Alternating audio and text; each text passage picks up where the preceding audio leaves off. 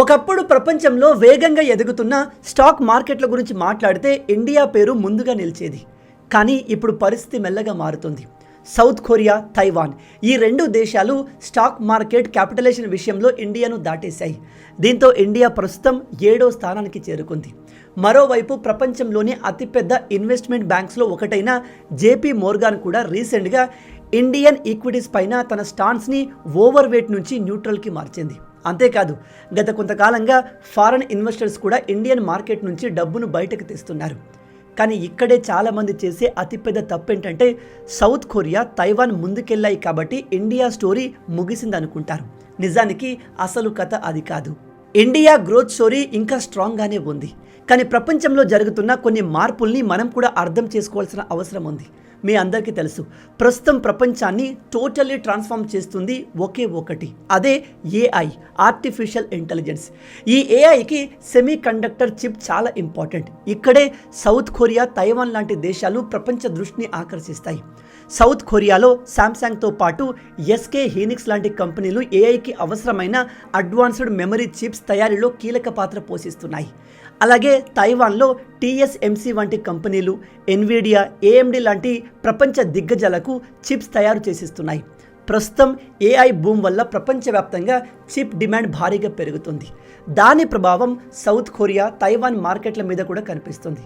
అయితే దీని అర్థం ఇండియా గ్రోత్ స్టోరీ ముగిసిందని కాదు. నిజానికి జేపీ మోర్గాన్ కూడా ఇండియా గురించి నెగిటివ్గా చెప్పలేదు. Near term earnings slow down, valuation ఎక్కువగా ఉండడం, AI, semi conductors, data centre రంగాల్లో మన ఇండియాకి ప్రస్తుతం తక్కువ ఎక్స్పోజర్ ఉండడం వంటి కారణాల వల్ల షార్ట్ టర్మ్ కాషన్ మాత్రమే ఉందని చెప్పింది. కానీ లాంగ్ టర్మ్ ఇండియా స్టోరీపై ఇప్పటికీ చాలామంది అనలిస్ట్ పాజిటివ్గానే ఉన్నారు. అయితే ఇక్కడ మనం అర్థం చేసుకోవాల్సిన విషయం ఇంకోటి ఉంది. మనం శాలరీ ఇండియాలోనే ఎర్న్ చేస్తున్నాము, మన ఇన్కమ్ ఇండియా నుండే వస్తుంది, మన సేవింగ్స్ కూడా ఇండియాలోనే ఉంటాయి, మన రియల్ ఎస్టేట్ ఇండియాలోనే ఉంటుంది. మరి ఇన్వెస్ట్మెంట్ కూడా పూర్తిగా ఇండియాలోనే ఉంటే మన ఫైనాన్షియల్ లైఫ్ మొత్తం ఒకే దేశానికి లిమిట్ అయినట్టే కదా. ఎక్స్పర్ట్స్ దీన్ని కాన్సన్ట్రేషన్ రిస్క్ అంటారు. అందుకే ఇప్పుడు చాలామంది ఇన్వెస్టర్స్ తమ డబ్బంతా ఇండియాలోనే కాకుండా ఇండియాతో పాటు యూఎస్ లాంటి ఇతర దేశాల మార్కెట్లలో కూడా ఇన్వెస్ట్ చేస్తున్నారు. అంటే ఒకే చోట కాకుండా అవకాశాలు ఉన్న చోట్ల ఇన్వెస్ట్మెంట్ ఎక్స్పాండ్ చేసుకోవచ్చు. దీన్నే గ్లోబల్ డైవర్సిఫికేషన్ అంటారు. ఇప్పుడు మీకు ఇండియాలో కూర్చొని గ్లోబల్ మార్కెట్లో ఎలా ఇన్వెస్ట్ చేయాలనే డౌట్ రావచ్చు. దానికి IND money best option. IND money అనేది గిఫ్ట్ సిటీ, గుజరాత్ ద్వారా పనిచేసే జీఏపీ లైసెన్స్డ్ బ్రోకర్. ఇది ఇండియాస్ ఓన్ అథారిటీ అయిన ఐఎఫ్ఎస్సిఏ ద్వారా రెగ్యులేట్ చేయబడుతుంది. ఇందులో కేవైసీ కూడా ఇండియాలోనే పూర్తవుతుంది. మీ డబ్బు ఇండియన్ రెగ్యులేషన్ ప్రకారమే మూవ్ అవుతుంది. మీరు ఫారెన్ అసెట్స్లో ఇన్వెస్ట్ చేసినా కూడా మీ మనీ మొత్తం ఇండియాస్ రెగ్యులేటరీ ఓవర్సైట్ అండర్లోనే ఉంటుంది. అందుకే ఇన్వెస్టర్స్కి మన డబ్బు ఇండియా రెగ్యులేషన్ అండర్లో సేఫ్గా ఉందనే నమ్మకం వస్తుంది. అదే వాళ్ళలో ఉన్న హెసిటేషన్ని తగ్గించి కాన్ఫిడెన్స్తో గ్లోబల్ ఇన్వెస్టింగ్ స్టార్ట్ చేసేలా చేస్తుంది. ముఖ్యంగా ఇది పూర్తిగా లీగల్ రూట్. మీ మనీ కూడా ఇండియాలోనే ఉంటుంది. అయితే ఐబీకేఆర్ లాంటి ప్లాట్ఫామ్స్తో పోలిస్తే ఇది చాలా కాస్ట్లీ అని అనుకుంటారు. కానీ నిజానికి అది కేవలం ఒక అపోహ మాత్రమే. ఇందులో నాకు బాగా నచ్చిన ఫ్యూచర్ గ్లోబల్ ఈటీఎఫ్స్. ఎందుకంటే ఒక్కో కంపెనీని సెలెక్ట్ చేయడం అందరికీ సాధ్యం కాదు. కానీ ఈ ఈటీఎఫ్స్ ద్వారా ఒక దేశం లేదా ఒక సెక్టార్ గ్రోత్లో పార్ట్నర్ అయ్యే అవకాశం ఉంటుంది.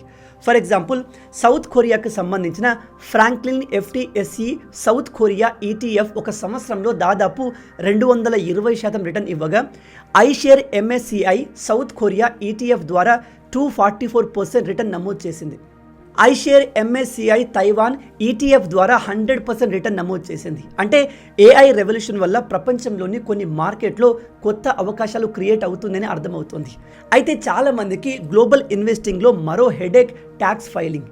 ఎల్టీసీజీ ఎలా ఉంటుంది, ఎస్టీసీజీ ఎలా ఉంటుంది, డివిడెండ్స్ మీద వచ్చే విత్ హోల్డింగ్ ట్యాక్స్ ఎలా ఉంటుంది, ఎలాంటి డాక్యుమెంట్స్ అవసరం, ఇలాంటి విషయాలు చాలామందికి కన్ఫ్యూజింగ్గా ఉంటాయి. కానీ ఐఎన్డి మనీలో ఉన్న ట్యాక్స్ సెంటర్ వల్ల అవసరమైన రిపోర్ట్స్, స్టేట్మెంట్స్, డాక్యుమెంట్స్ అన్నీ ఒకే చోట అందుబాటులో ఉంటాయి. దీంతో ట్యాక్స్ ఫైలింగ్ ప్రాసెస్ చాలా సులభంగా మారుతుంది. ఇంకో మంచి ఫ్యూచర్ ఫ్రాక్షనల్ ఇన్వెస్టింగ్. ఉదాహరణకి యాపిల్ లేదా అమెజాన్ వంటి కంపెనీలో షేర్స్ చాలా కాస్ట్లీగా ఉండొచ్చు. ఒక షేర్ కొనాలంటే ₹1000 లేదా అంతకన్నా ఎక్కువ డబ్బు అవసరం కావచ్చు. దాంతో ఇన్వెస్ట్మెంట్ని వాయిదా వేయాల్సిన అవసరం లేదు. ఫ్రాక్షనల్ ఇన్వెస్టింగ్ ద్వారా ఒక షేర్ మొత్తాన్ని కొనకుండా చిన్న చిన్న మొత్తాల్లో ఆ కంపెనీలో కొంత భాగాన్ని సొంతం చేసుకునే అవకాశం ఉంటుంది. అంటే జస్ట్ 100 లాంటి చిన్న అమౌంట్తో కూడా ఇన్వెస్ట్మెంట్ స్టార్ట్ చేయొచ్చు. అలాగే అకౌంట్ ఓపెనింగ్ ప్రాసెస్ కూడా చాలా సింపుల్గా ఉంటుంది. కేవైసీ కంప్లీట్ చేసి 0 అకౌంట్ ఓపెనింగ్ ఛార్జెస్తో యూఎస్ స్టాక్ అకౌంట్ ఓపెన్ చేసుకునే అవకాశం ఉంటుంది. మొత్తానికి ఈ కథ ఇండియా వర్సెస్ సౌత్ కొరియా గురించి కాదు. ఏఐ రెవల్యూషన్ వల్ల ప్రపంచంలో చాలా వేగంగా మార్పులు జరుగుతున్నాయి. కొత్త టెక్నాలజీస్, కొత్త ఆపర్చునిటీస్, కొత్త మార్కెట్స్, వాటితో పాటు క్యాపిటల్ కూడా ఒక దేశం నుంచి మరో దేశానికి కదులుతుంది. అందుకే చాలామంది ఇన్వెస్టర్స్ ఇప్పుడు ఒకే దేశానికి పరిమితం కాకుండా ప్రపంచంలోని ఇతర అవకాశాలని కూడా ఎక్స్ప్లోర్ చేస్తున్నారు. ఎందుకంటే మన ఆదాయం ఇండియాతో ముడిపడి ఉంటుంది, మన అసెట్స్ ఇండియాతో ముడిపడి ఉంటాయి. అలాంటి సమయంలో ఇన్వెస్ట్మెంట్స్ కూడా పూర్తిగా ఒకే దేశానికి పరిమితం కావాలా, లేక ప్రపంచంలోని ఇతర గ్రోత్ స్టోరీలో కూడా కొంత భాగస్వామ్యం కావాలా అనేది ప్రతి ఇన్వెస్టర్ తనకు తాను వేసుకోవాల్సిన ప్రశ్న. మీరు కూడా గ్లోబల్ డైవర్సిఫికేషన్ గురించి మరింత విషయాలు తెలుసుకోవాలనుకుంటే IND మనీ యాప్ లింక్ డిస్క్రిప్షన్లో అలాగే పిన్డ్ కమెంట్లో ఉంటుంది. ఒకసారి క్లిక్ చేసి అది మీ ఫైనాన్షియల్ గోల్స్, రిస్క్ ప్రొఫైల్కి సరిపోతుందా లేదా అనేది మీరు పర్సనల్గా డిసైడ్ అవ్వచ్చు. ఈ వీడియో ఎడ్యుకేషనల్ పర్పస్ కోసం మాత్రమే, ఇది ఇన్వెస్ట్మెంట్ అడ్వైస్ కాదు. ఏదైనా ఇన్వెస్ట్మెంట్ డిసిషన్ తీసుకునే ముందు మీ ఫైనాన్షియల్ అడ్వైజర్ని కన్సల్ట్ అవ్వడం, మీ సొంతంగా రీసెర్చ్ చేయడం చాలా మంచిది. మొత్తంగా ఇవే ఈ వీడియోకి సంబంధించిన పూర్తి విషయాలు. నెక్స్ట్ టాపిక్లో మరో వీడియోలో మళ్ళీ కలుద్దాం. అంటిల్ దెన్, జై హింద్.